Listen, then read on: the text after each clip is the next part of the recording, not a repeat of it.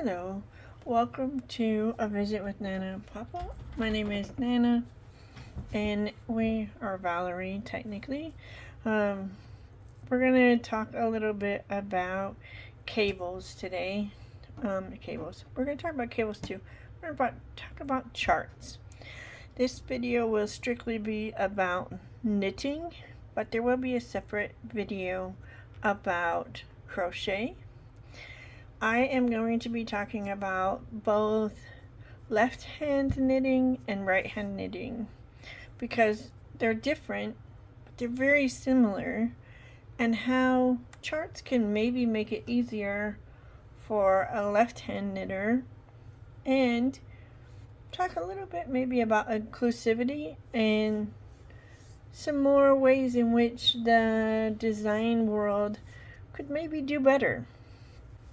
So what we're going to talk about first is the three types of charts. This one is going to be a colorwork chart. This is a striped stocking with a little bit of colorwork at the top. Then we're going to talk about charts in lace. This is a very easy lace pattern made across this entire throw. And then we're going to talk about cables. Those are the three types of charts typically used when whether you're knitting or crocheting. Typically you're working with some form of written instructions. Sometimes the written instructions are there in addition there's a chart. Sometimes there's only a chart, and sometimes there's only written instructions.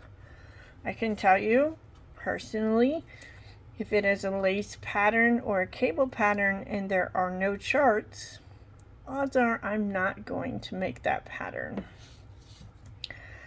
So this pattern has written instructions for the stocking, but then it also has written and chart instructions for the color work.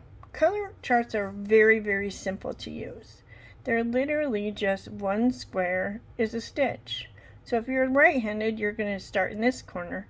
You're going to knit 4 of your darker color, 1 of the lighter, then 5 of the darker, 1 of the lighter, and then 4 of the darker. However, you'll notice there's a box here, and it says this is your 6th stitch repeat, which means that you will start with your 4, and then you'll keep repeating this 6 stitches until there are 5 stitches left in the row, or in this case, in the round. So in this, when you're working in the round, you just keep repeating, and then you do your last stitches just before the beginning of the round. When you're knitting in the round, you're always going to go from your corner across again, or repeating it, and then for the next row you come back to that same corner. If you're a left-handed knitter, you're going to start on this side and work your way this way, and you're going to start here for the second row. If you're knitting flat, a left-handed knitter will start in this corner and work across and then come up and work here. The reason being is that designs are written with the odd number rows as being the right side. Every once in a very blue moon, a designer will start row 1 as the wrong side. That's really, really, really rare. Most cases when they do, the chart starts on row 2, or it will start with a row 0, so that you know going across, and then row 1 is back, and then row 2 is this way.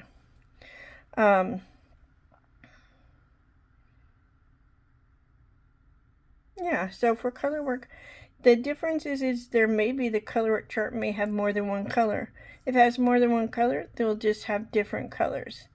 I do not have a color printer, and so showing you a color chart with 5 colors in shades of gray may or may not be that helpful, but it works exactly the same way. So if you are brand new to charts, dip your toe into a little bit of color work. It may be an easy way for you to get introduced, especially if it's just 3 rows and then you're done. What a great way to introduce charts. Okay, just needed to double check myself. So for a right-handed knitter, this is a slip knit. For a left-handed, it's a knit 2 together. This is a knit 2 together for a right-handed knitter, but it's a slip knit. The really nice part is, if you don't worry about what they're called, a left-leaning decrease and a right-leaning decrease. If you know how to do a left-leaning decrease, whatever method of knitting, you know to do that there. Here you know to do a left, then a right, left, right. Now, sometimes this is knit in the round, in which case when you're knitting it in, if you were working this in the round, you would go to the end and you would come back and start this way. This particular pattern is a blanket, so it's knit flat. So you knit this way and then you come back this on the back side. Then you come this way and then you go back on the back side. In this chart, it also shows us this big box, which is our repeat. I feel like I went over this super fast, so let's come back. So we have the circles are yarn overs. Every time we see them, we're going to yarn over. When we have this left leaning decrease, we're going to work whatever stitch we need to get that left leaning decrease. So if we are knitting right-handed, meaning we are a right-handed knitter, we're going to use a slip knit to get this stitch. But if we're left-handed knitter, we need to knit 2 stitches together in order for it to lean in the proper direction. If you are a left-handed knitter and you need more information, I would tell you that I would love to see knitting designers become more inclusive. I would like to have them stop putting the stitch here and just putting in right leaning decrease, left leaning decrease, so that the knitter doesn't have to adjust the pattern before they can knit it. Or I would like to have them do a key that is a left-handed knitter key and a right-handed knitter key.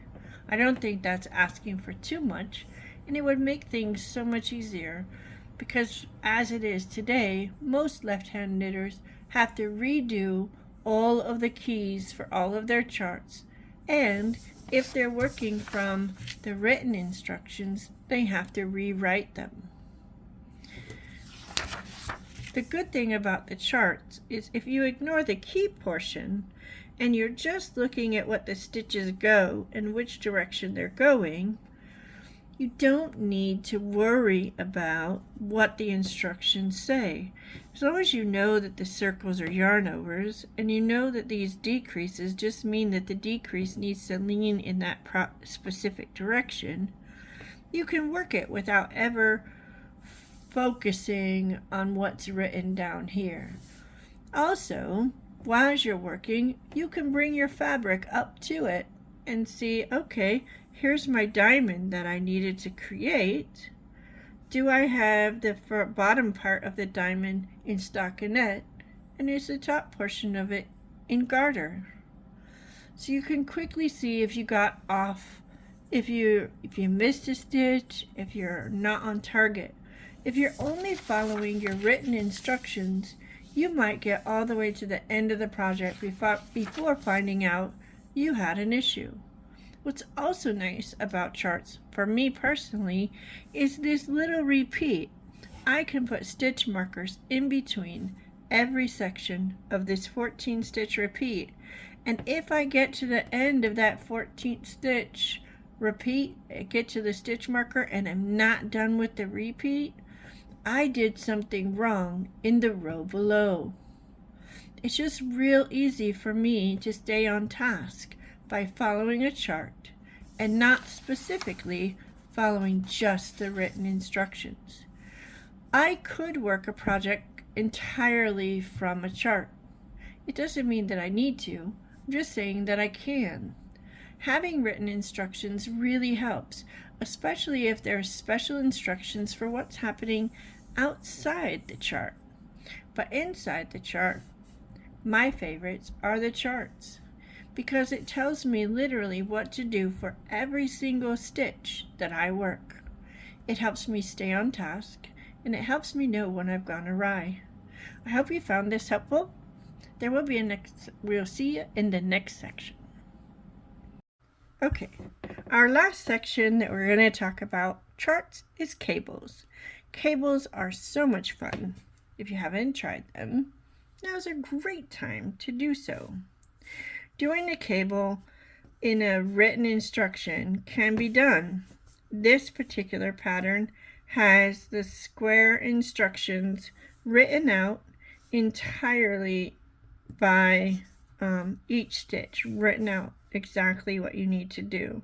It tells you how many to purl, how many to knit in your setup rows, and then it tells you to do purl 5, then a 2x2 right cable, then a 2x2 left cable, then a purl 6, a 3x3 right cable, purl 4, 3x3 left cable, purl 6, 2x2 right cable, 2x2 left cable, and a purl 5.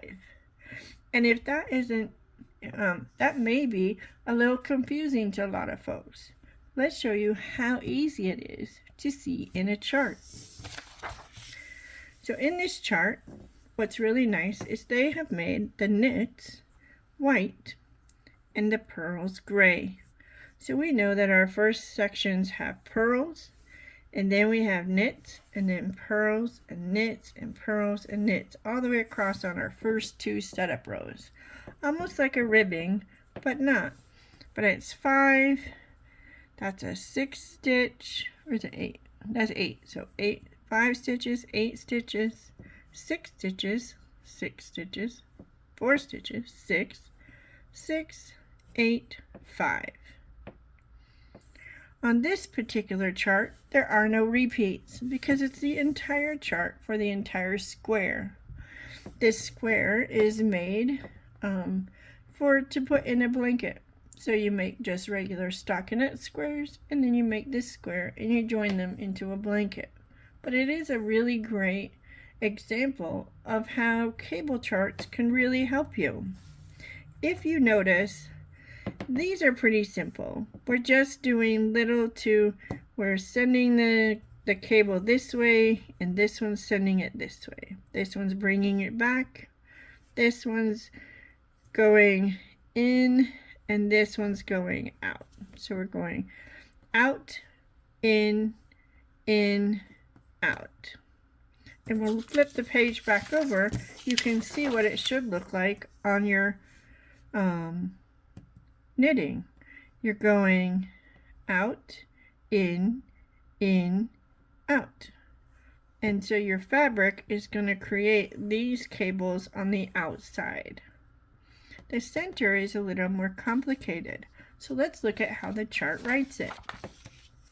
The chart puts it doing a cross going this way and a cable going this way.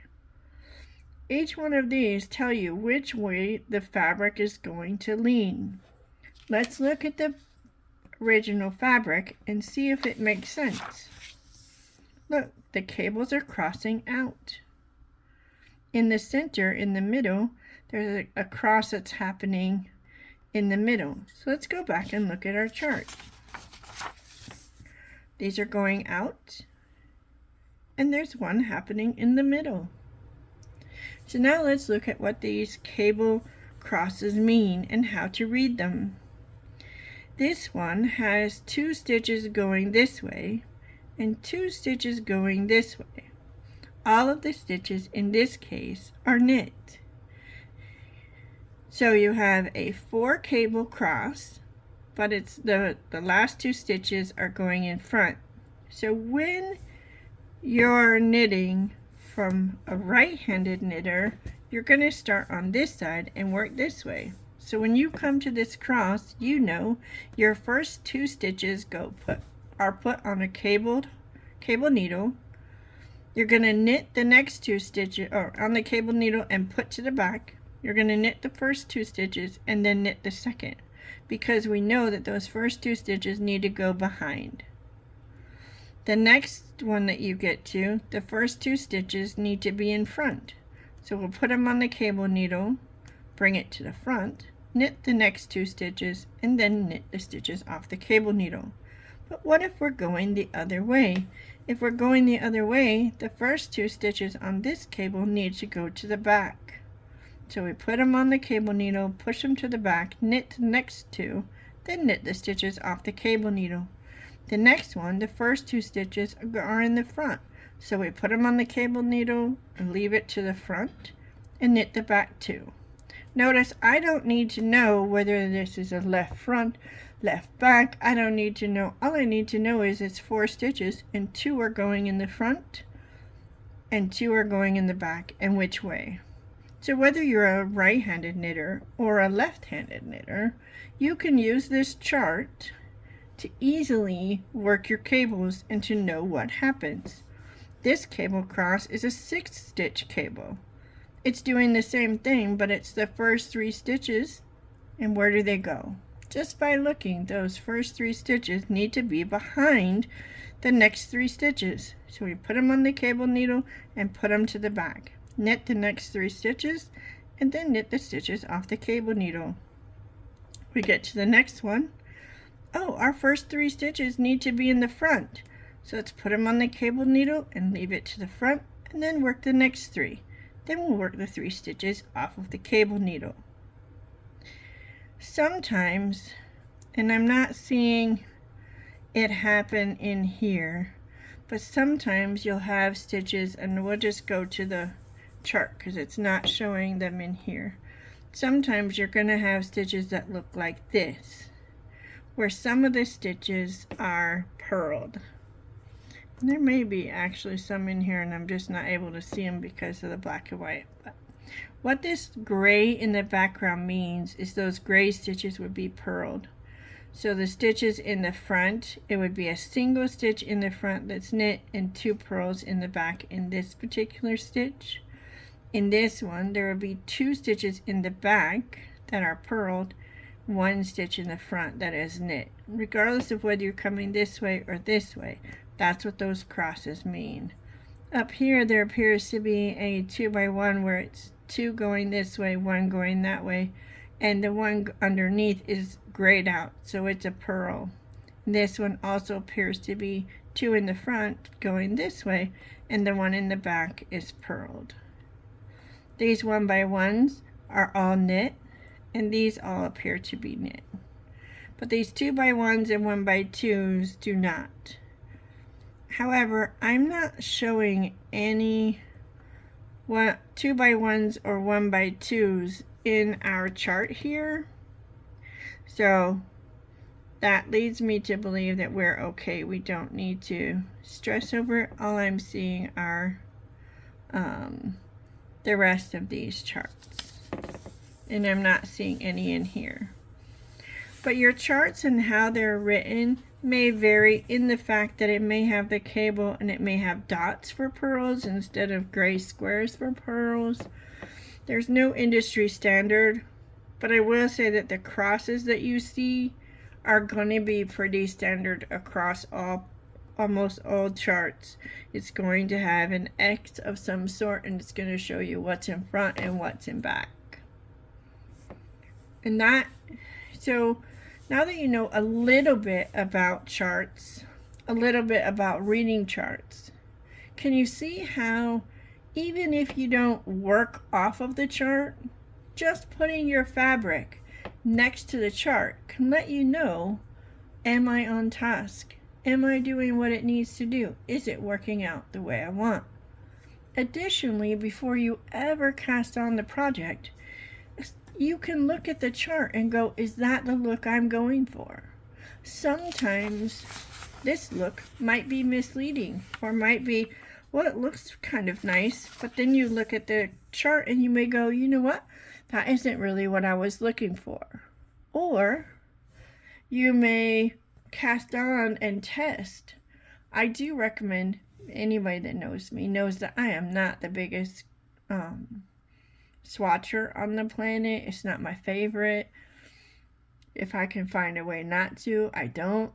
But I will tell you that knitting cable swatches are a lifesaver, because instead of knitting on this huge project where you cast on all these things and then ripping it back, it's much better to do a small project, a little swatch, to see if you like how the cables work up. If you are going to do that, I do strongly recommend that you work far enough into the chart to complete a full repeat before judging how that looks. Because a cable chart similar to this, if you don't get back to your initial stitches, you're not going to see the full effect, because it takes a few rows after your crosses for the cables to actually show up. Alright, so that sums up knitting with charts as a basic view. We're going to come back to this again in a more deeper dive, but I hope that you found some nugget that you can use in your own knitting to help you as you proceed in learning how to make charts easier and effective in helping you improve your knitting. Have a great day. Our next section that we're going to talk about is going to be lace knitting.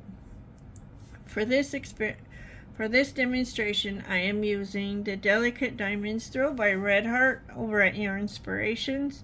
The pattern is fully written out, so you do not ever have to use the chart. However, you may find using the chart very helpful. If you notice in this picture, you can see that there are diamonds.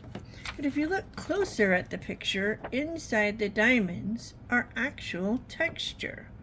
If you can't see that, we'll show it to you even closer. Maybe I'll put a photo in here as well. But on the other side of the page is our chart. In the chart, you can see sections of garter stitch, sections of stockinette. You can see yarn overs, decreases. So let's look at how to read it. How do I know that all this is happening? So first of all, our key tells us that the white squares are just knit. So everything that doesn't have a little key or something different in it are just white squares, are all knit stitches on the right hand side of the work. And they're purls on the back side of the work, so that on the front they all look like knit or stockinette. The black dots are all knit purl stitches on the wrong side, but purl stitches on the right side, but knit stitches on the wrong side. If you'll notice, they're all happening on even rows, which means that on the back you're knitting them. So you knit on the front, knit the back, knit the front, knit the back.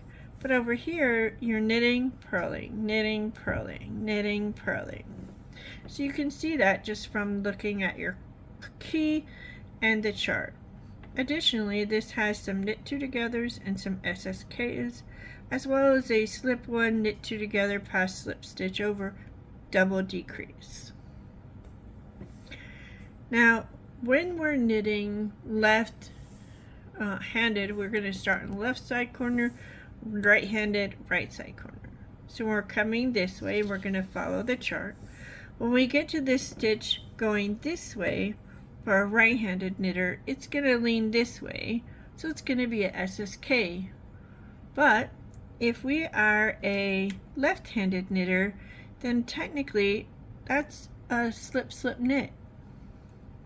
Equally so, this is a knit two together for a right-handed knitter, but to lean it this way,